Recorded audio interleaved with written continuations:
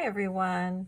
We are going to work on Lesson 70, Written Practice, pages 491 to 492, numbers 7, 9, 12, 17, 20, 22, 23, 25, 26, and 29. So we'll start with number 7. A says, 1/2 of the cabbage seeds sprouted.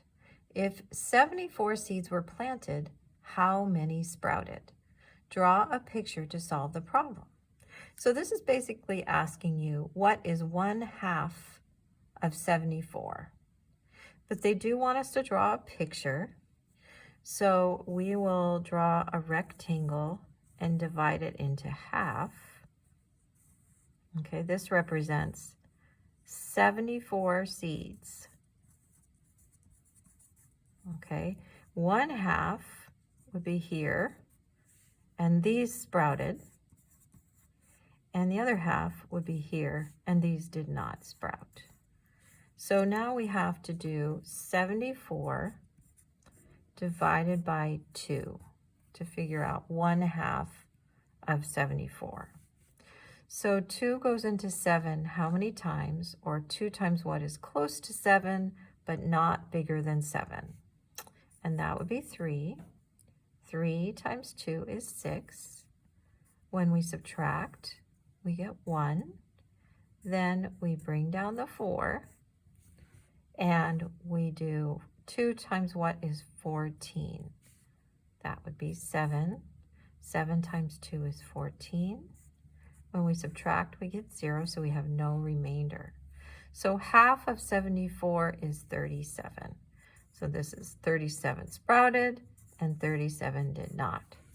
So our answer for this one is 37 seeds. Okay, so that's our answer. And then for B, it asks, what percent of the seeds sprouted?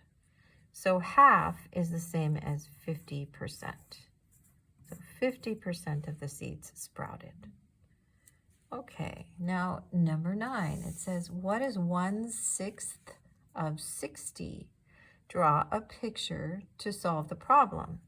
So 1/6 of 60, you might even be able to figure out in your head, but we'll go ahead and we'll draw a picture. 1/6 of 60. So we need a rectangle that's divided into 6 parts. So this is going to represent 60. And if we want to divide something into 6 parts, we have to draw 5 lines. 1, 2, 3, 4, 5. Okay. So 1/6 of this would be this much. Okay, and then the rest would be 5/6. So here's 1/6, this one little section, and the rest is 5/6. They want to know what's 1/6 of 60. So we do 60 divided by 6, which you probably all already know that fact. If we do it long division wise, we do 6 goes into 6 one time. 1 times 6 is 6. When we subtract, we get 0, but we still have to bring down the 0. 6 goes into 0 0 times. 0 times 6 is 0, and there's no remainder. Okay, so 1/6 of 60, which probably most of you already knew, is 10. Okay, so we would go 10, 20, 30, 40, 50, 60. And 1/6 of 60 is 10. So our answer is 10. All right, and number 12. What is the diameter of this shirt button in centimeters? So you can just look at the picture there and see that the shirt button is 1 centimeter. And then for B, you have to be really careful on this one, because they're not just asking you to convert into millimeters, they're asking you also what is the radius of the shirt button. So remember the diameter, if this is the button, okay, and the line goes all the way across, that's the diameter. And we already know that that is 1 centimeter or 10 millimeters. Remember, because if we go from centimeters to millimeters, we have to multiply by 10. But they're not asking for the diameter of the shirt button. They're asking for the radius of the shirt button. So remember, the radius is just half.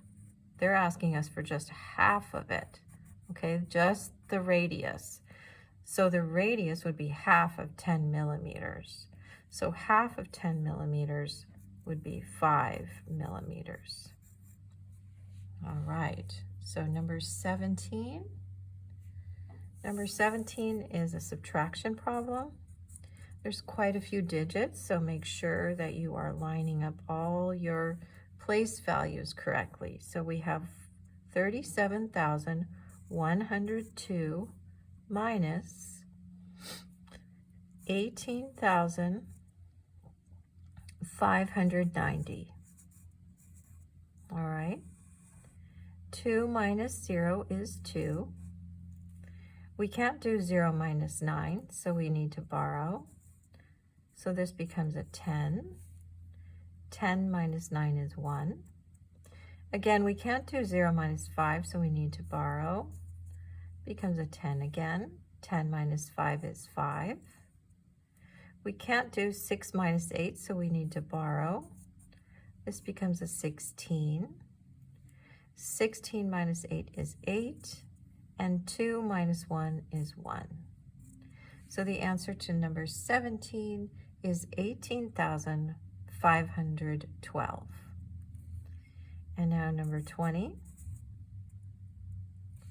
Number 20 is 60 times 39. So this is a multiple of 10, so we're going to do 6 times 39 and then add the 0. So I'm going to put the 39 on top times 6, and then if you want to, you can put this little 0 hanging off so you don't forget. 9 times 6 is 54, carry the 5. 6 times 3 is 18, plus 5 is 23, and then we need to add our 0. So the answer to number 20 is 2,340. Okay, now we're going to do 22 and 23. I'm going to do that on the back because they are long division problems and they take up some space. So number 22 you'll find on the next page. So I've got 89 divided by 3. So 3 goes into 8. How many times? Or 3 times what is close to 8 but not bigger than 8? That would be 2. 2 times 3 is 6. When we subtract, we get 2, and then we have to bring down the 9. So 3 times what is close to 29 but not bigger than 29? That would be 9. 9 times 3 is 27. When we subtract, we get 2. And there are no more numbers to bring down, so 2 is our remainder. So our answer to number 22 is 29 remainder 2. Okay, and now we're going to do number 23, which is also another long division problem. So we have 234 divided by 9. And so first we need to do 9 times what is close to 23, but not bigger than 23. So that would be 2. 2 times 9 is 18. Here we'll have to borrow. This becomes a 1. This becomes a 13. 13 minus 8 is 5. Then we'll bring down the 4. 9 times what is 54? That would be 6. 6 times 9 is 54.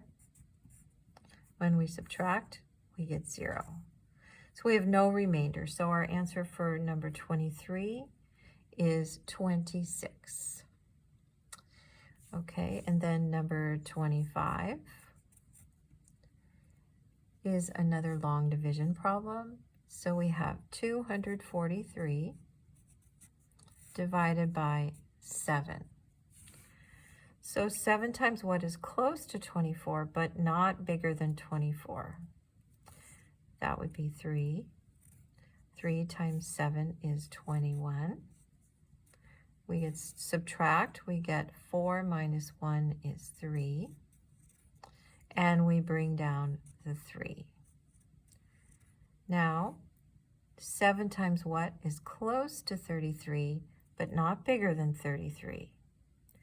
That would be 4. 4 times 7 is 28. When we subtract, we'll have to borrow. So 13 minus 8 is 5. There are no more numbers to bring down, so 5 is my remainder. So the answer to number 25 is 34, remainder 5. Okay, now we're going to do number 26. Number 26 is 5m, which means 5 times m. 5 times what number equals 355? In order to figure out this, we have to divide, because division is the opposite of multiplication. So we'll do 355 divided by 5. So we can already tell, since this ends in 5, that there's not going to be a remainder, because 5 times anything either ends in 5 or in 0. All right, so 7 times what is 35? That would be, 5 times what is 35? That would be 7. So 7 times 5 is 35. When we subtract, we get 0, but we still need to bring down this 5. Okay, 5 times what is 5? That would be 1. 1 times 5 is 5. When we subtract, we get 0. So the answer to number 26 is m equals 71. Okay, and the last one we're going to do is number 29. 29 is multiple choice. It says, which of these numbers is a factor of both 12 and 20? Okay, so let's list the factors of 12. Okay, so we've got 1 and we've got 12. We've got 2 and we've got 6. We've got 3 and we've got 4. So these are the factors of 12. And now how about for 20? And we can find out what they have in common. So we've got 1 and we've got 20. We've got 2 times 10. 3 is not a factor. We've got 4 times 5. These are the factors of 20. So let's go through and see which of these numbers is a factor of both 12 and 20. So the first choice is 3. Well, that's a factor of 12, but not 20. So that can't be the answer. And the next choice is 4. Well, that's a factor of 12 and a factor of 20. So that is our answer. So the answer to number 29 is choice B, which is 4. Okay, and that's the end of written practice.